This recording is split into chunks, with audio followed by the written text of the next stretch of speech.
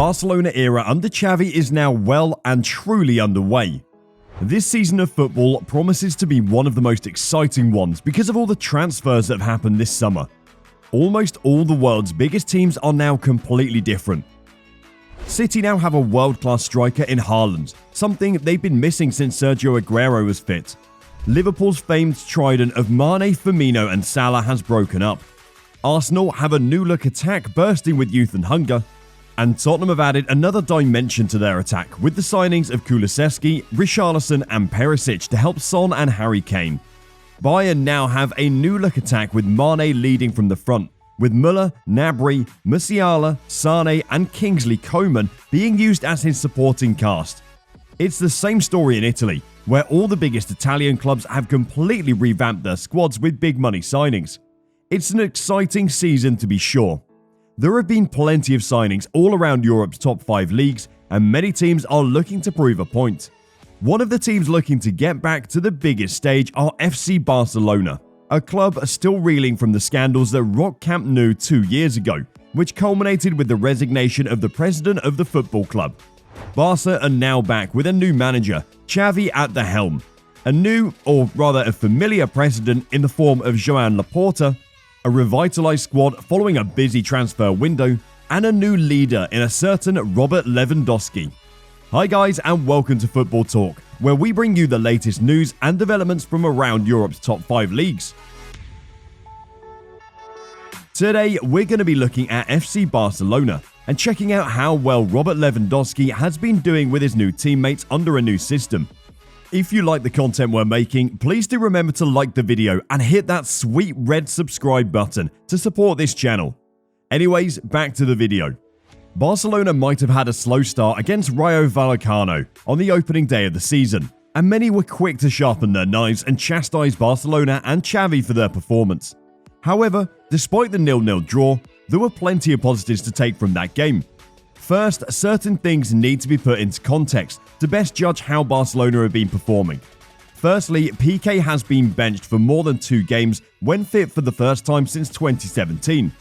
The defense is finally changing where their reliance on Piqué is gradually reducing, with Garcia and Christensen being picked over him in all 3 of Barcelona's La Liga games so far. The second issue has been the search for a proper right-back for Barcelona. In the opening game of the season against Rayo Vallecano, it was Araujo who was tasked with covering the right side of the defense. In the game against Real Sociedad, Barcelona played a 3-4-3 formation with Dembele on the right wing, and Araujo, Pedri and Frankie de Jong all interchangeably covering the right side of the defense. This formation would switch to a 3-2-2-3 in attack, with de Jong and Xavi dropping deep and Pedri bursting forward, with Ferran Torres from the middle. Against Real Valladolid in the most recent game week, Xavi once again changed his formation to a 4-3-3, which would then transition into a 3-2-2-3 in attack. Jules Koundé was deployed at right back, a third player used in a third consecutive game. These small tactical tweaks are important to understanding exactly what Xavi is doing at Barcelona this season.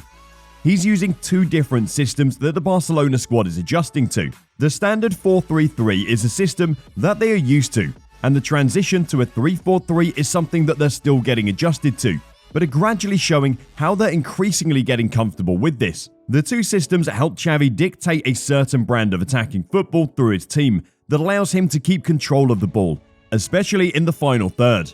Even though Barcelona drew a blank against Rayo Vallecano, Dembele and Rafinha were lively throughout, creating plenty of chances and getting into some decent scoring positions, but never actually finishing those chances. It speaks volumes of the patience and trust Xavi has, where despite the blanks his strikers fired, he didn't change the style of play too much, especially when attacking. As long as the players are getting into the right positions, even if they don't score, it means the system is working.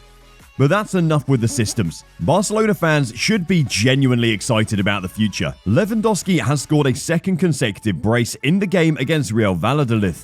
This brings his total up to 4 goals from 3 games played so far this season. And even when he doesn't score, his movements draw so much attention from opposition defenders that they naturally lead to goal-scoring opportunities being created for the other wingers and midfielders.